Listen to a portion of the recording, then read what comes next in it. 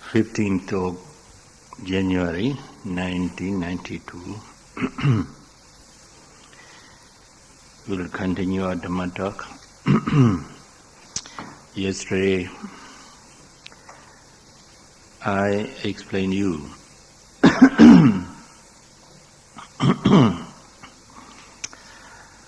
how a Vipassana meditator developed Noble Eightfold Path while he is practicing mindfulness meditation.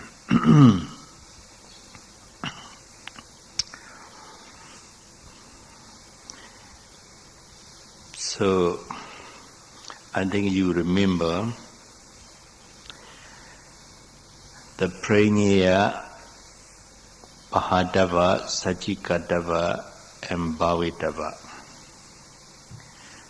There are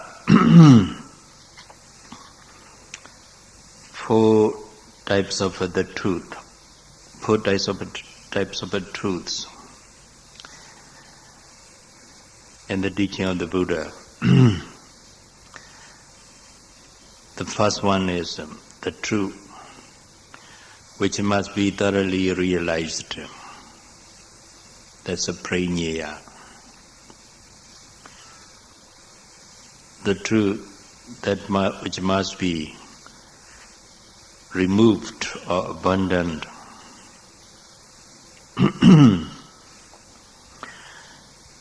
It's a pahadava. Then the truth which must be experienced.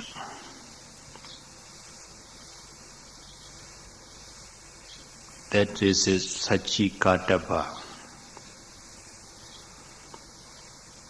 Then the truth which must be developed.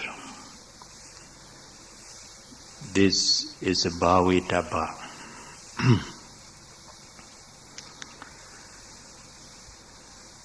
The truth that must be thoroughly realized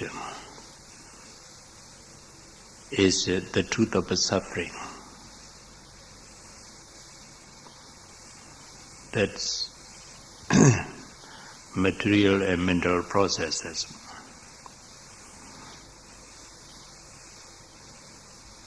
All kinds of material and mental phenomena are to be thoroughly realized so that one can remove the second truth, the truth which must be removed, that is the cause of suffering, the truth of the origin of suffering, samudaya satya.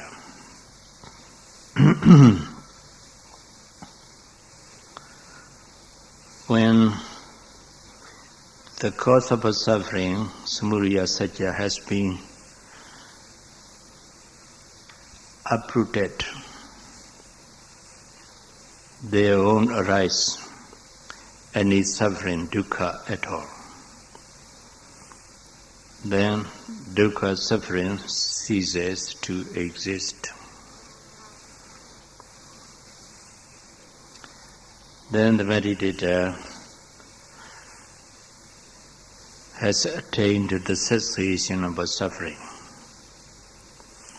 or the meditator has experienced the cessation of suffering, the end of suffering, the absence of suffering. So this is the cessation of suffering. It's called Nibbana, which must be experienced by the meditator who has totally destroyed the attachment, the cause of suffering.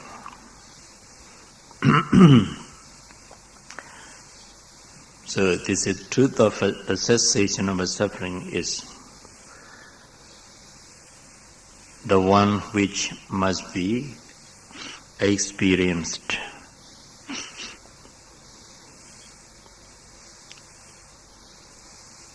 To experience this cessation of suffering, deliverance or emancipation, you have to remove its cause. The truth of the cause of suffering, samudaya satya, which is tanha, attachment or craving.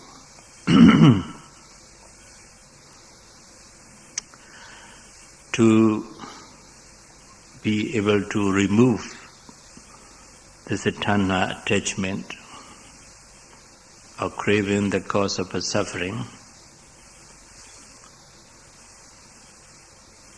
you have to thoroughly realize bodily and mental phenomena and their true nature, which is the truth of suffering, which must be thoroughly realized.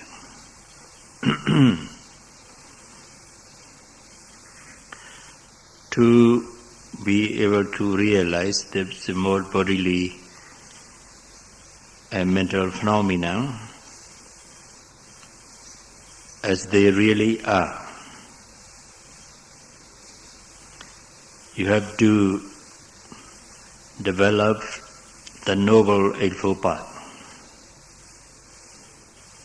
Magga Satya, the truth of the way leading to the cessation of suffering, which must be completely developed. So when you fully develop these Noble Eightfold Paths, and you, by being mindful of what is happening to your body and mind as it really occurs,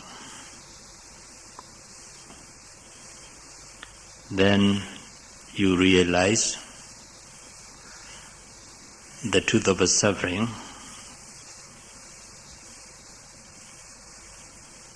this embodiment process as it really is.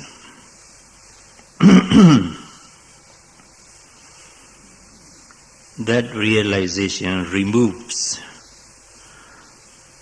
the truth of the cause of suffering, tanha, attachment or craving. When the cause of suffering, tanha, has been removed, there is no suffering at all. The suffering ceases to exist here. Then you have attained the cessation of suffering. In this way, the Four Noble Truths are interrelated to each other. Then here, the truth of suffering, embodiment process, is the effect. The truth of the cause of suffering, samudaya satya, tanha, is the cause. Tanha or attachment causes suffering to arise. Every suffering is caused by attachment or craving, desire, lust, greed, and so on. So, the truth of the suffering, that's the embodiment process, is the effect. The truth of the cause of suffering, tanha, attachment, is the cause. These two kinds of truths are mundane.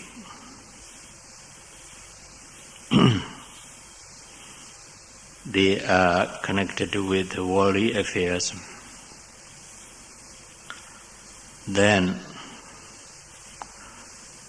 to attain the cessation of suffering, deliverance or emancipation, eternal peace, you have to remove the cause of suffering, tanha. To do it, you have to realize bodhimam process and their true nature. To realize this bodhimam process, you have to develop magga sajja, the truth of the way leading to cessation of suffering, that is Noble Eightfold Path.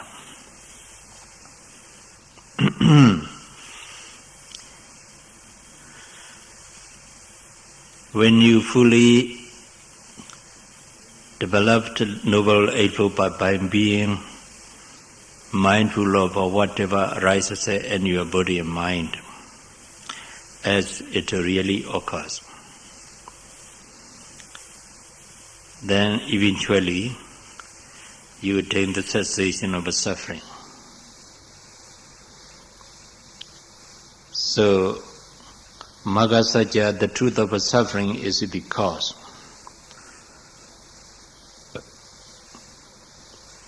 Nirodha sajja, the cessation of suffering, is the effect.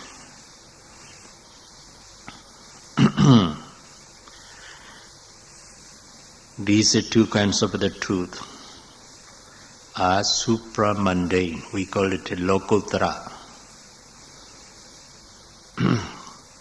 It means that they are beyond the world. Lokuttara. The first two truths, dukkha sajja and samudaya sajja, are mundane. They are connected to worldly affairs, they are in the world.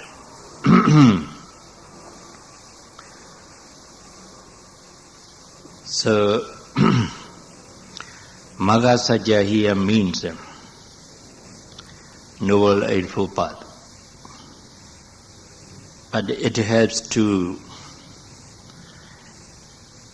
divided into two. The first one, the first Noble Eightfold Path, the first one is connected with the world. The second part is not connected with the world, but it's beyond the world. So the second part is called supramundane. When we are mindful of any mental and physical phenomena,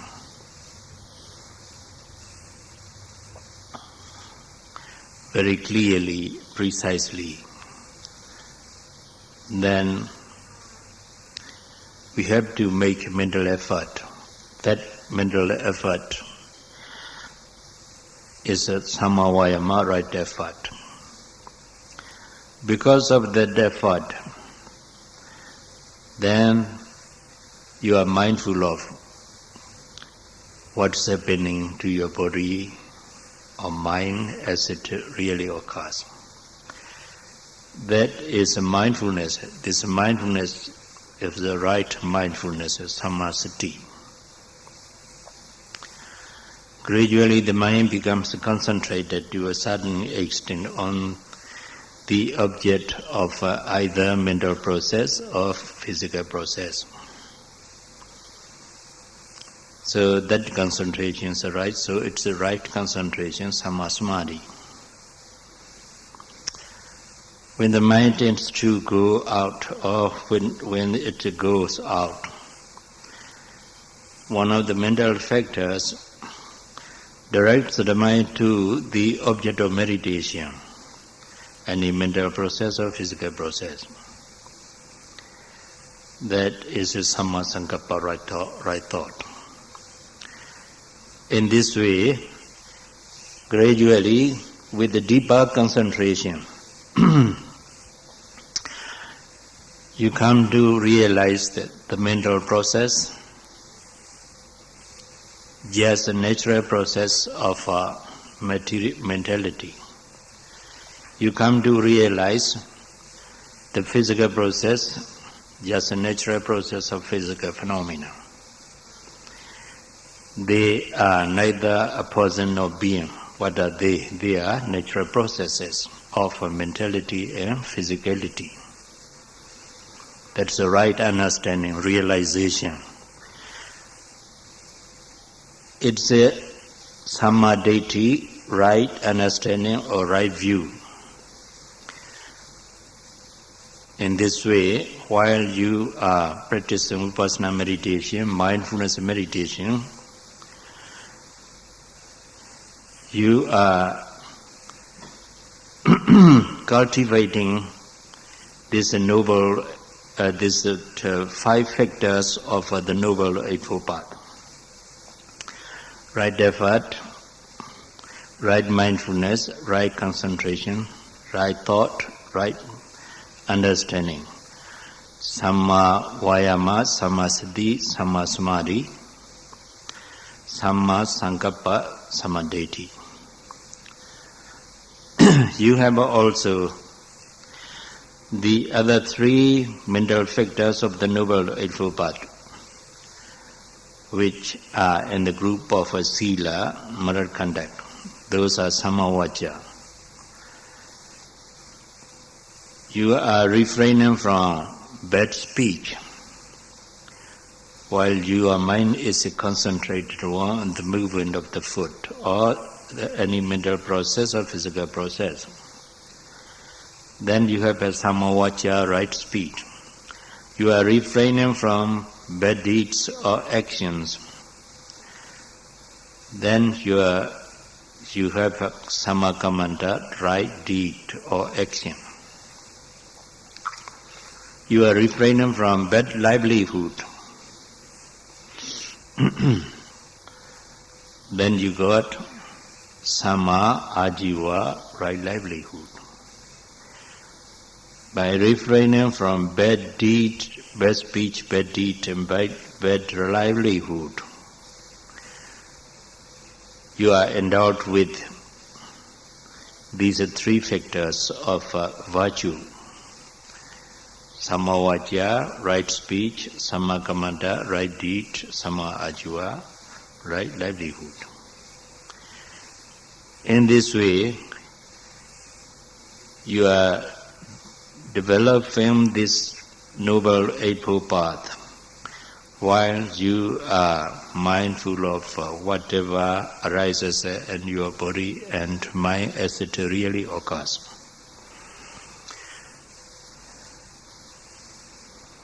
But this Noble Eightfold Path is mundane. They are included in the world, not beyond the world. So, as long as you have not reached the first path knowledge, at least the first path knowledge, or the first stage of enlightenment, Sotapatti Magga, you are developing this Noble Eightfold Path, mundane, mundane factors of a Noble Eightfold Path. Then, when you have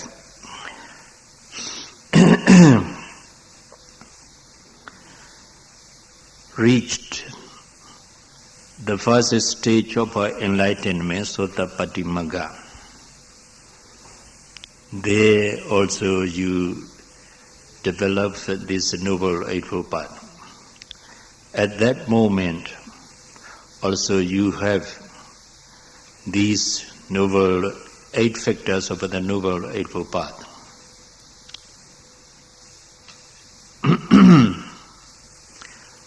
But that consciousness for knowledge, which is called the path knowledge, or the first stage of enlightenment, is called beyond world. So at the moment you attain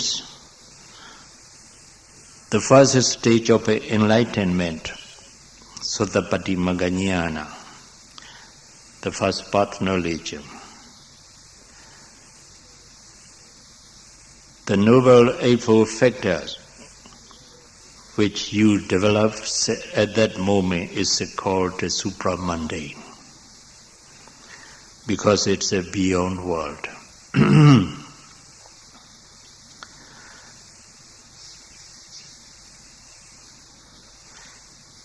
So none of supramundane factors of Noble Eightfold Paths can be attained without any mundane factors. Only you have thoroughly and completely and fully developed the mundane factors of a Noble Eightfold Path, you can attain to the Magga, the path knowledge, the first stage of enlightenment. Only then that you have attained the cessation of suffering. Nirodha Satya, you experience it at that moment of the first stage of enlightenment. So the cessation of suffering is to be thoroughly experienced by a meditator who develops mundane factors of a Noble Eightfold Paths, supramundane factors of a Noble Eightfold Path.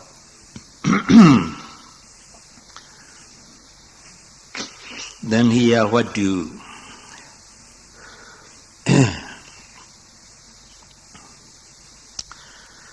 notice, what you should notice that the Four Noble Truths can be divided into two groups. The first group is the truth of suffering, there's a body-mind process, and the truth of the cause of suffering, that's the tanha, attachment or craving. Then the second group is the Nirodha Satya, the cessation of suffering. And the Magga Satya, the way leading to the cessation of suffering. Or the first group, the truth of the cause of suffering, tanha, attachment, samudaya Satya is the cause.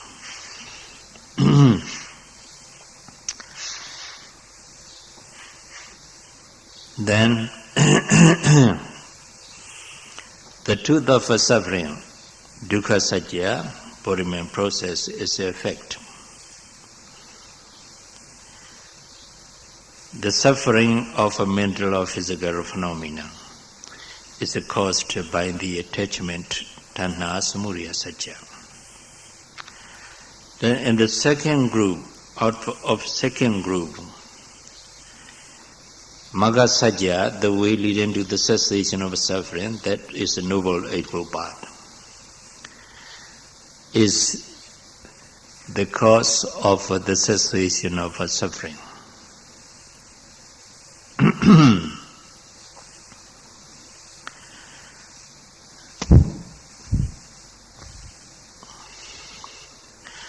The cessation of suffering, Nirodha Satya, is the effect. The Magga Satya is the cause, and Nirodha Satya is the effect.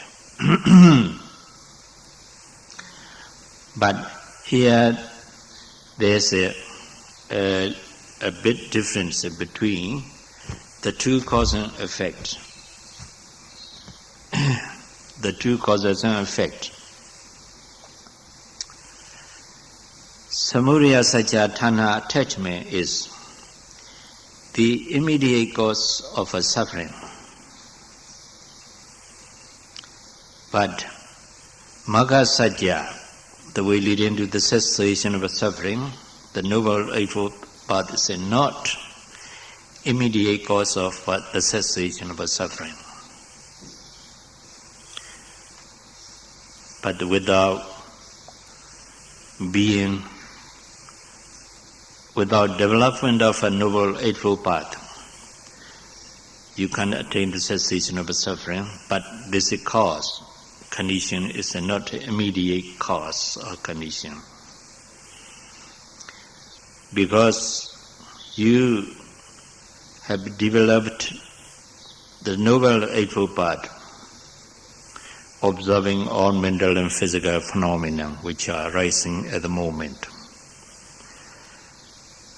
So you come to realize body-mind process and their true nature.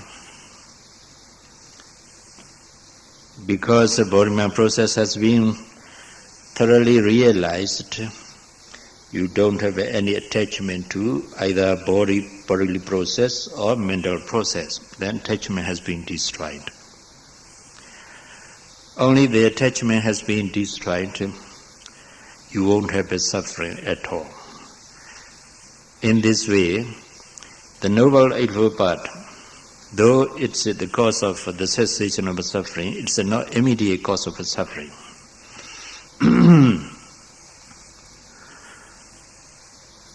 We, according to Abhidhamma philosophy of Buddhism, the immediate cause is called Badatthana in Pali. The immediate cause is Badatthana in Pali. So the attachment thana is the immediate cause of a suffering. So it's the Badatthana of suffering, dukkha. But the Magga Satya, the Noble Eightfold Path, is not the immediate cause of the cessation of a suffering.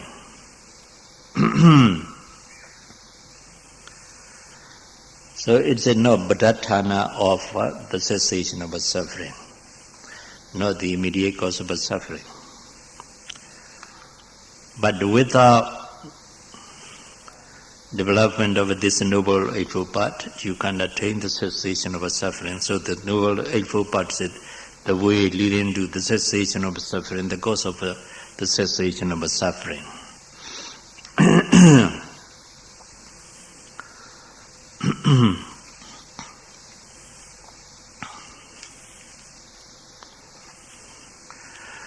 So here we,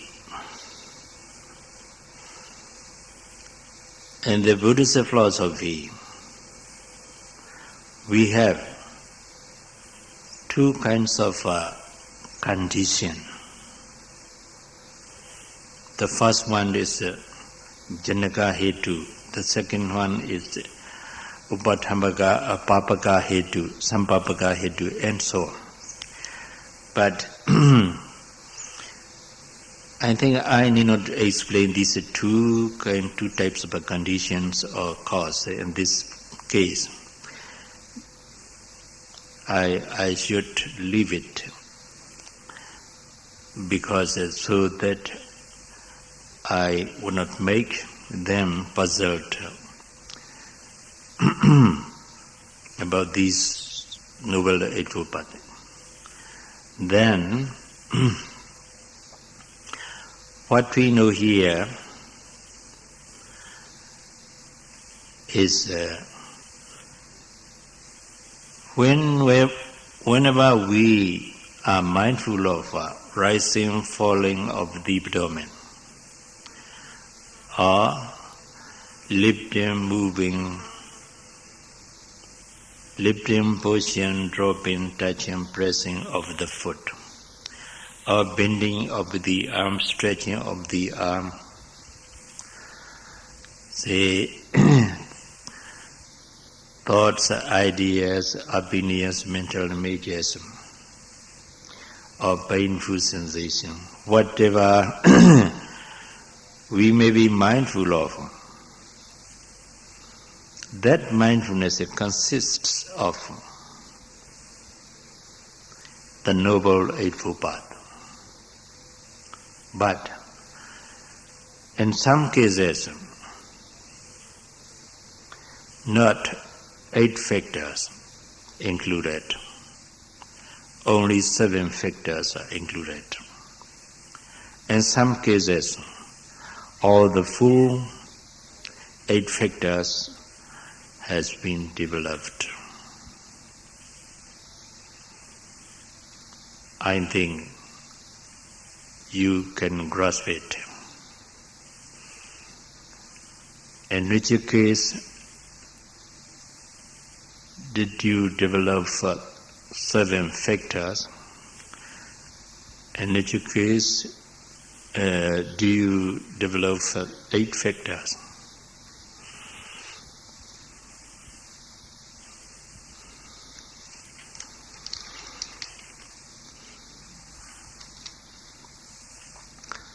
Yes.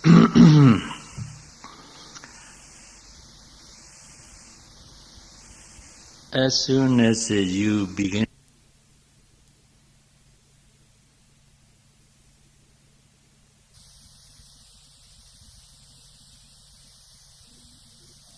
when you are able to be mindful of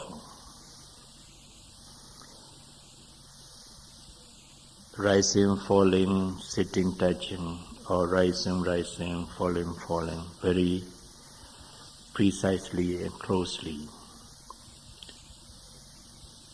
the concentration becomes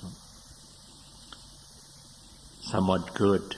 Then when you are able to observe very, say, easily the movement of the foot, lifting, pushing, dropping, touching, pressing, without stress and strain, you comfortably can observe the movement of the foot precisely and closely. Even though you walk an hour, by noting these movements, you do not feel tired. You feel pleased with your practice. Then the concentration, what's the reason? The reason is the concentration is good enough. The mind doesn't go very often. It goes very occasionally. But as soon as you know it, you note it, then the thought has disappeared in a short time. In this way, gradually, your mind becomes concentrated more and more deeply. And also you are able to be mindful of some of our daily activities, said about 40% of the daily activities, with some intentions before the actions too. Then the mind becomes concentrated to a certain extent in that field, in that respect too.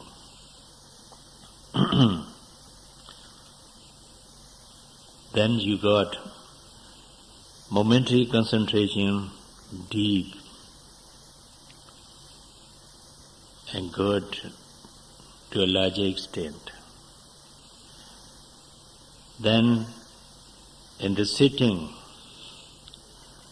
your concentration, your mind is concentrated on each object of arising, falling, pain, sitting and so on, say for about 5 minutes or 10 minutes with very few thoughts which are noted and disappeared very instantly.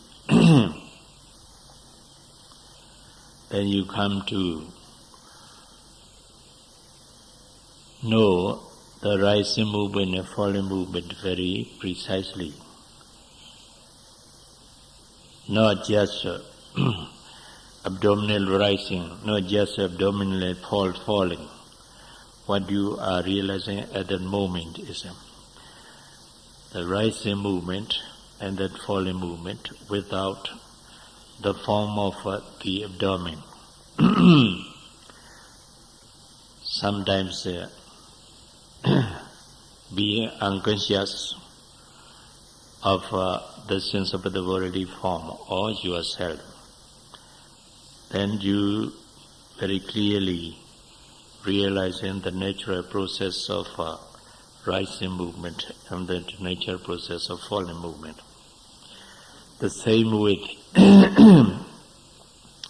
the movement of the foot. You come to realize lifting movement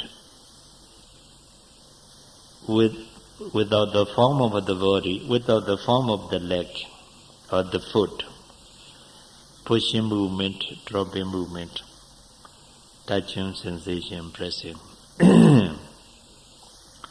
Then here you come to rightly understand the natural process of a lifting movement, pushing movement, dropping movement, touching and pressing movement. These are natural processes. You do not take them to be I or you, a person or being. What you are seeing is just a natural process of a movement. When you observe the painful sensation and the sitting, then you very carefully observe the painful sensation attentively and precisely. The mind becomes penetrating in the center of the painful sensation. But you feel the pain is somewhere there, not connected with your body or yourself. The mind notes it as it is. So the pain, you have nothing to do with the pain, the painful sensation. So the painful sensation there, you note, you observe it, you note it as the pain. Because the pain is not connected with you, with your person, you don't feel unpleasant about it. You are not affected the unpleasantness of the painful sensation because you know it separately from your body or your person. It means you do not identify the pain with yourself, with your person. So the pain is neither a person nor a being. The pain is neither I nor you. You come to realize that, yes, the pain is not a person. It's just a natural process of an unpleasant feeling or sensation. That's all. It has no person, no being, no soul or no self. What's that? Is it the pain, unpleasant feeling of a natural process? Then you come to rightly understand it. That's a samadhi, right view or right understanding.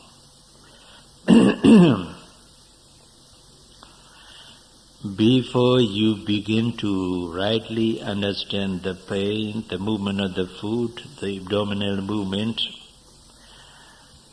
when you are accumulating, while you are accumulating your concentration so that it becomes deeper and deeper, at that moment,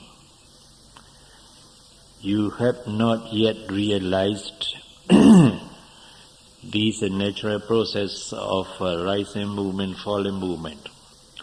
These natural process of lifting movement, pushing movement, dropping movement. These natural process of unpleasant sensations. You have not yet realized it. At that moment, you have not yet right view, right understanding samadhi. What you are having in you is just 7 factors of a Noble Eightfold Path without samadhi. In such cases, you have developed only the 7 factors of a Noble Eightfold Path. It means why you are being mindful of any mental or physical process, and the mind begins to be concentrated on the object to a certain extent. And there you don't have right understanding or realization. So in such a case, you have developed the 7 factors of a Noble Eightfold Path. Then, when you begin to rightly understand the rising movement of natural process and the falling movement of the natural process, and the mind that notes it. In the same way, the lifting movement, pushing movement, dropping movement of a physical process, with the mind that notes it. In the same way, the painful sensation, which is separate from your body, which is nothing connected with your body, it is somewhere about, say, the 2 hours from your body or yourself. 2 feet from your body and yourself. Then you are rightly understanding these natural process. At that moment, you have developed the Noble Eightfold Path, including the right view, the right understanding, samadhi. In this way, in some cases, you have developed 7 factors of a Noble Eightfold Path. In some cases, you have developed all of the full 8 factors of a Noble Eightfold Path. Could you grasp? Yes, shall I explain further? Do I need? No need, because you are intelligent. So you can grasp it. If I show you 5 inches, you know 5 feet. You know 5 feet. So I need not to explain further. Then please let me ask the question. When you are developing the 7 factors of a Noble Eightfold Path,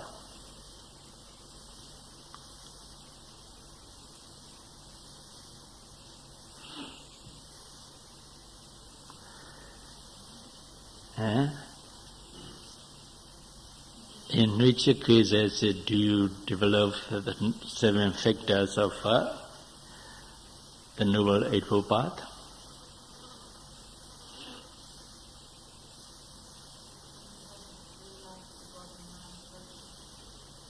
Well, before you have realized the body-mind process and attain some degree of a concentration, just concentration. You follow?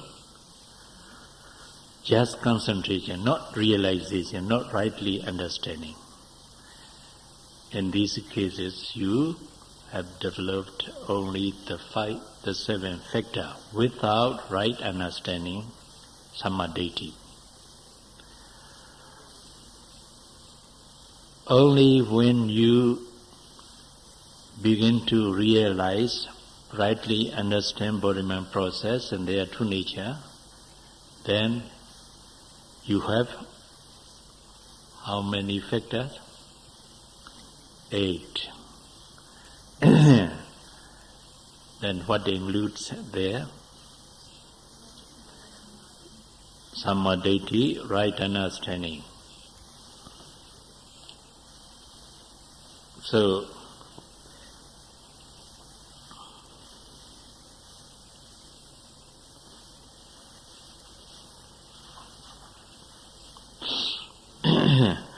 when you have attained only concentration, some degree of concentration only, you have developed how many parts, how many factors? 7 factors. When you begin to rightly understand the process and their true nature, how many factors? 8 factors, including samadhi, right understanding. You see here, it's easy for meditator to know the meaning of this Noble Eightfold Path, because you are developing Noble Eightfold Path practically. But in accordance with the scriptures, we have to say something about the group of virtue or moral conduct. What is the group of virtue or moral conduct? Right speech, right deed, and right livelihood. Right speech, samma vajja; right deed, samma kammanta; right livelihood, samma ajiva. Here, some right deed, right speech, samma vajja means abstention from 4 kinds of bad speeches. 4 kinds of bad speech. We call it evil speech. It's classified in 4. The first one is false speech. False speech. This is a bad speech. If you speak false speech, you have not samma vajja. Then the second one is usually the Pali scholars translate it into slandering and backbiting. What do you mean by that? Slandering and backbiting. Speaking badly about another person. Yes, this one. The Pali word is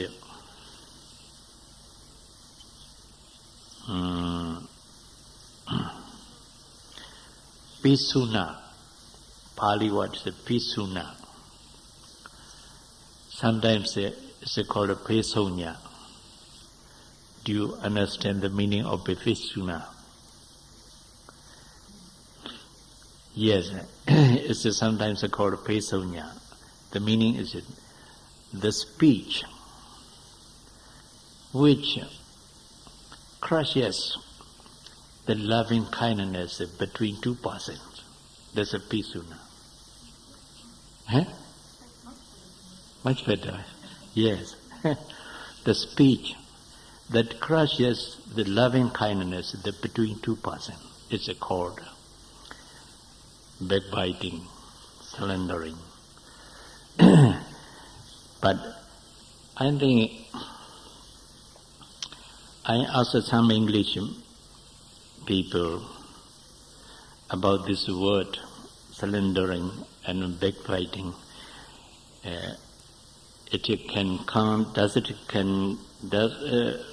Can it convey the desired sense of the pesunya? But they said, no, there's no word equivalent to the pesunya. The speech that crushes loving kindness between two persons. You have that word? Huh? No. Yeah. No exact word. Yeah. That is a bad speech. Very bad speech. The speech that crushes this loving kindness between two persons. Then another one is rude and impolite speech. Rude and impolite speech or language.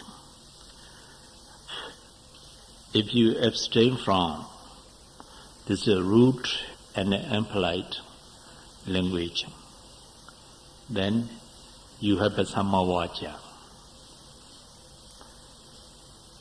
Then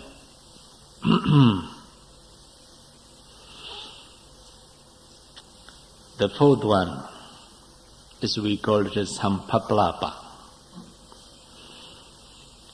Sampaplapa is a useless talk, disadvantageous talk, unbeneficial talk. It's translated into frivolous speech. Frivolous speech, sampaplapa. It means a useless talk. You talk it, but it's not of no use for your worldly affair or mundane affairs too. So this is called sampaplapa, frivolous speech. These are 4 types of bad speech. You remember the first one, false speech. The second one,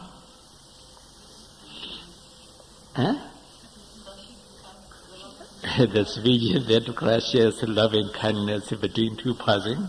Yes. Then the third one, rude and impolite language, speech. And the fourth,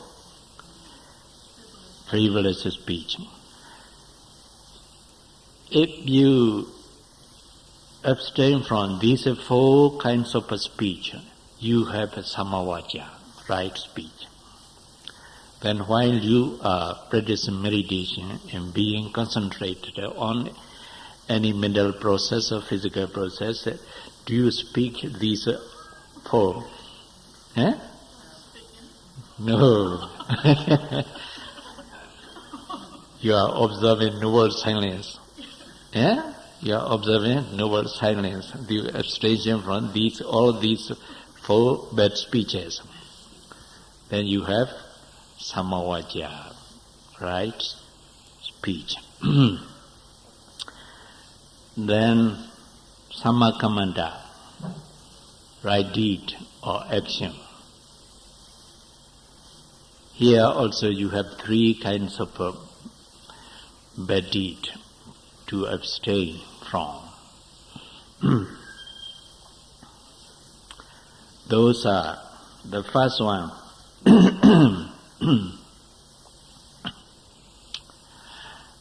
Abstention from killing. Abstention from harming or taking life.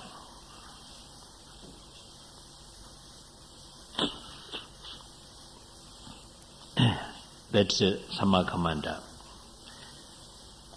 Then, yes, harming of taking life is one of the three bad deeds. The second one is illegal sexual contact. Illegal sexual contact.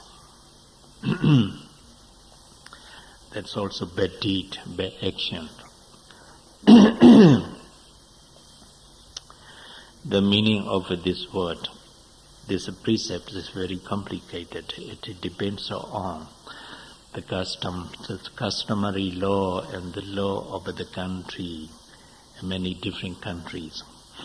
But according to Buddhist law, it's very clear. But I think in Austria, Buddhist law cannot be applied. Yes. The illegal sexual contact is a bad deed, bad action to abstain from. Then you may know the last one, the third one. What's that?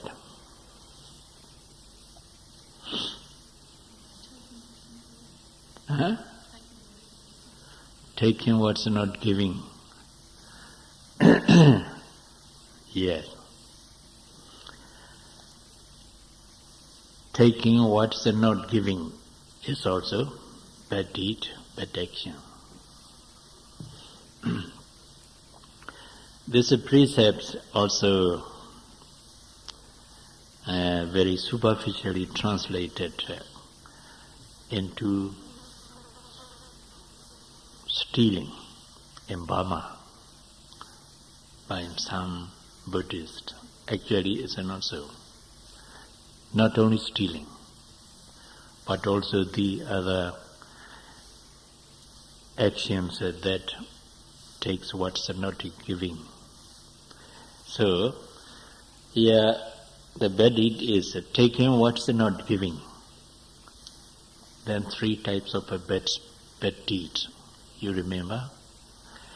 If you abstain from all these three bad speeches, you have bad deed. And you have right deed or right action. Samma kammanta. Kammanta is action or deed. Samma is right. Samma vaja, samma is right, vaja is speech. Samma vaja, right speech. Then, what's the last one? Samma, right livelihood. Samma ajiva. That means all living, yes, all living based on bad speech and bad deed are bad livelihood. You follow?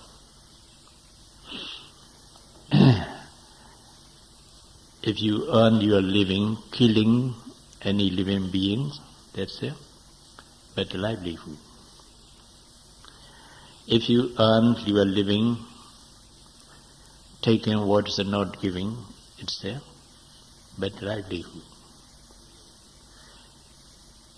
If you earn your living by telling false speech, telling lies, then it's a bad livelihood.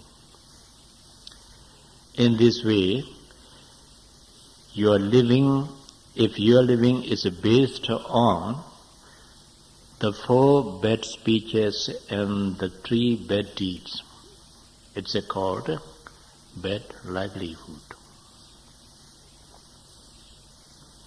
Sometimes a businessman may tell lies so that he can get a great deal of a profit. Sometimes a shopkeeper may tell lies may tell lies. No, I do not refer you. I say a shopkeeper.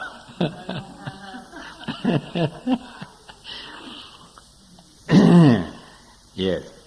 Then their livelihood is a bad livelihood. When you abstain from these bad speeches and bad deeds, when you earn your living, then your livelihood is a bad, right livelihood.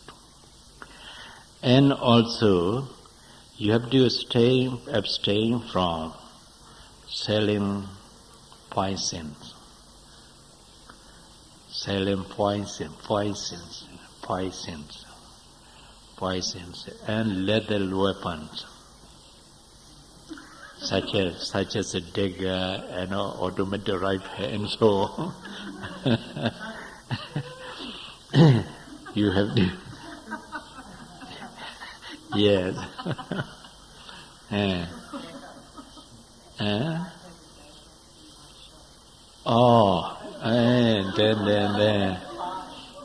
then your livelihood is bad.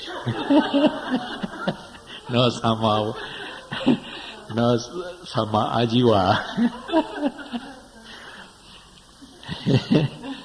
Throw them away. No sama ajiwa. And also selling liquors, drugs, heroines. These are bad livelihood. You must refrain from it so that you can have the sama ajiva, right livelihood. And you remember? Yes. That's why some of Buddhists said, this Noble Eightfold Path is a way of Buddhist life. It's right. If you abstain from these things, your life is very good, very purified. You live a good life. You are a real Buddhist who will be always a happy, peaceful